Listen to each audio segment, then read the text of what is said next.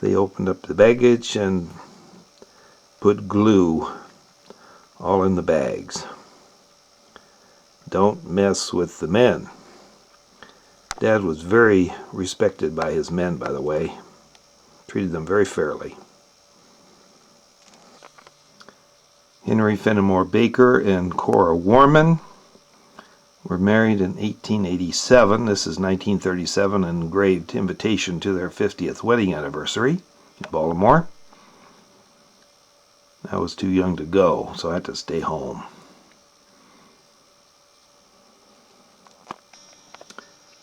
Granny Baker's memorial service bulletin. She was born March 1st, 1867, and died on August 9th, 1964.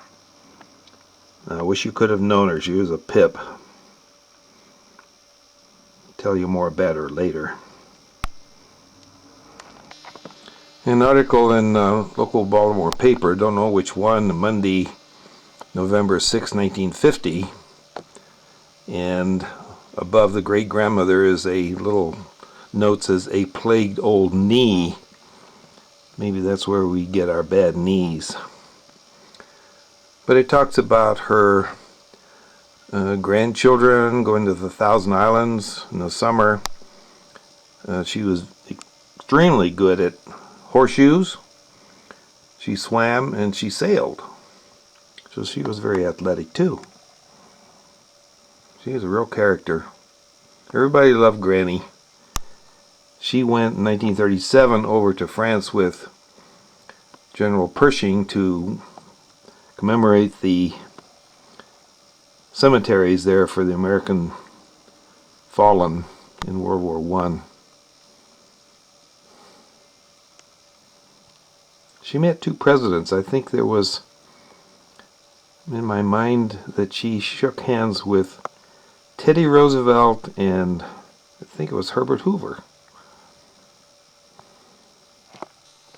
Granny's note to my ex-in-laws, thanking them for the wedding notice announcement.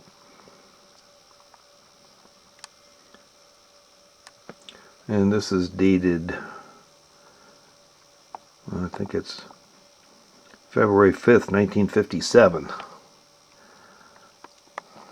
And you can see a sample of her handwriting.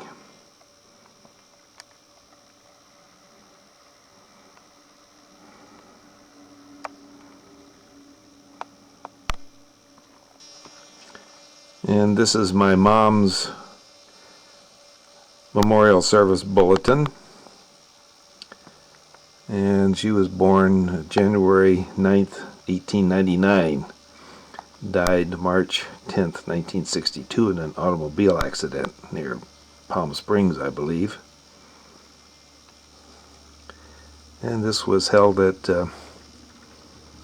St. Andrew's Presbyterian Church in Redondo, and Reverend Paul C. Cox officiating.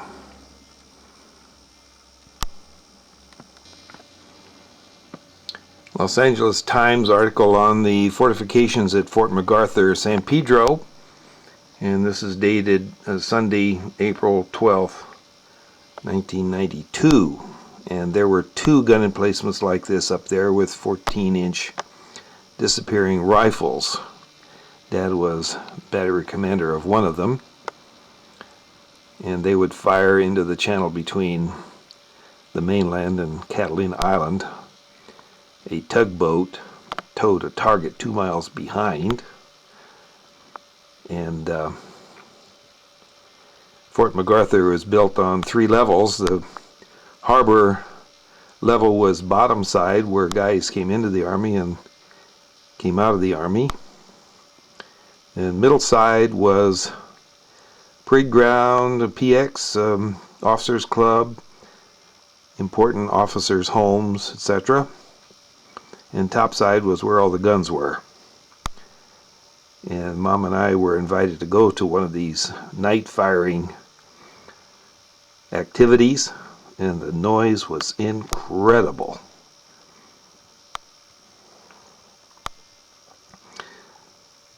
Coming out to California in August 1943, Dad was assigned from the East Coast to the West Coast, and we came out in a two-door 1941 Plymouth. Four of us, Mom, Dad, Nancy, and myself.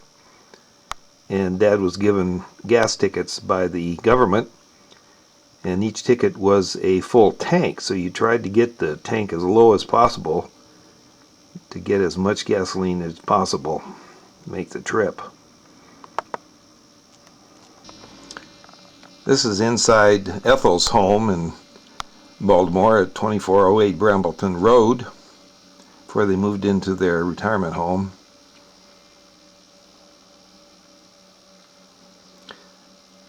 Dad, Mom, and Bert and Ethel were close friends.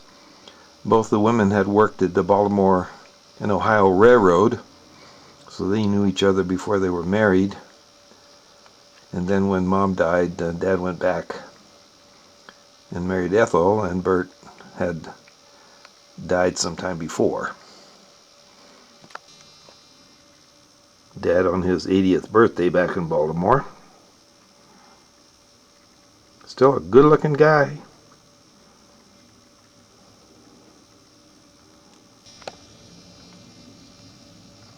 Christmas in Baltimore. I think the person on the right is one of Ethel's grandkids.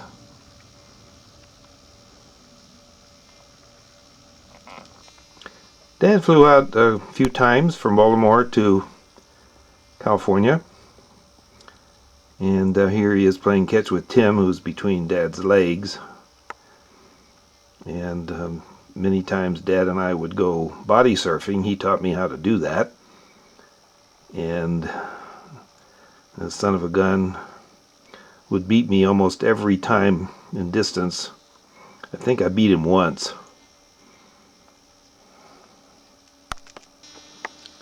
Here is Dad's memorial service bulletin. He died February 25th, 1986. He was 89 for 12 days.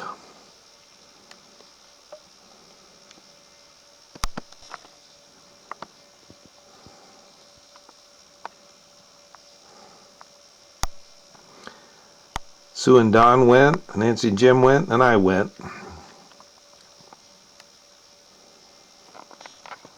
The three Baker brats at Sue and Don's on Via Del Monte on Nancy's birthday, February 10th, 1988.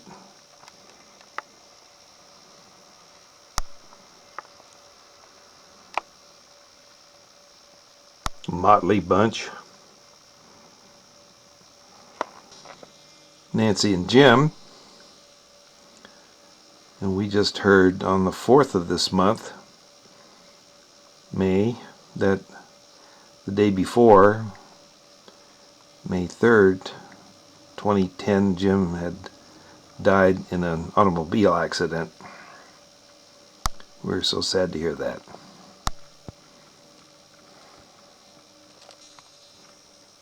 I'm sure this is Victoria, Texas, and it looks like Julie in the reflection in the window taking the picture.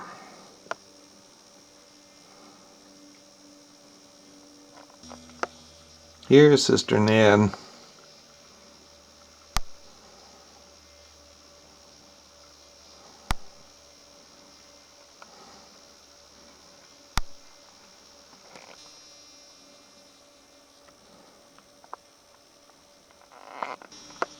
My dad's obit.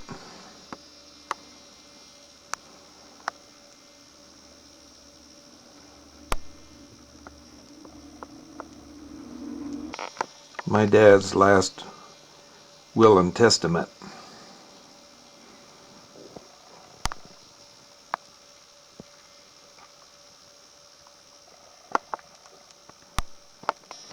This is a letter I wrote March 16th, 1986, to thank Herb Lambach Jr. for attending my dad's memorial service in Baltimore. And he wrote some notes here on the side. and talked about the weather, and also I thanked him for that picture that he sent to me of the 1904 golden wedding anniversary of Milton and Henrietta, and I have it up in the hall now, asking Herb who these people were, who belonged to whom, which I have down here. We can know who they are. And we have here Donald Dodge Warner in his memorial service bulletin. He died November 14th, 2000. Don was very big at Northrop, ending up as Vice President of Technology. And he very graciously offered me a job at Northrop, or got me to apply. And I spent 18 years there. Wonderful, wonderful job. Best job I ever had. And the first memory I have of Don was when he and I would go Saturdays over to Wilmington to the trailer parks as agents of Dad's business, washing machine rental service, to make sure the machines were running correctly and to collect money. And we went over there in the 1934 Dodge 4-door. Front doors were suicide doors. And Don taught me a lot about mechanics. Tear apart a washing machine gearbox for the wringer, and how to replace the gears and to lubricate it correctly.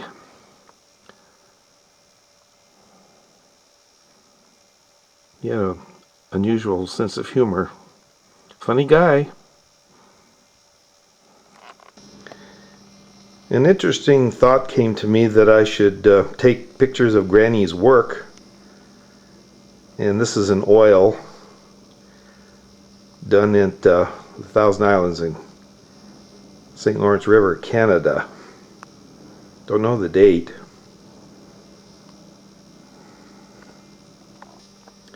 Granny went to art school in her late teens in Philadelphia. This is a watercolor of the Thousand Islands. Somebody spilled something on there. I don't know what it was.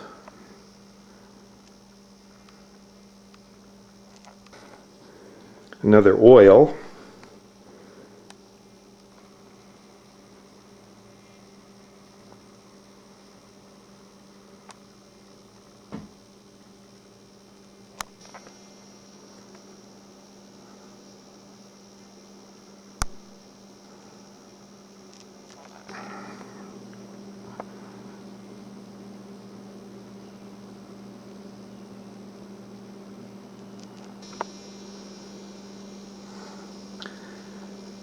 The last three pictures, do you know or notice something characteristic in all three of them?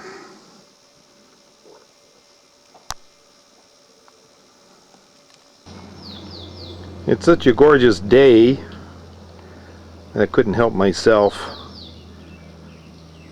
showing you some pretty parts of our garden.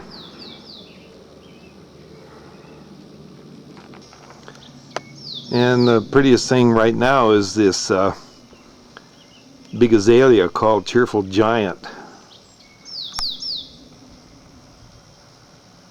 Fabulous.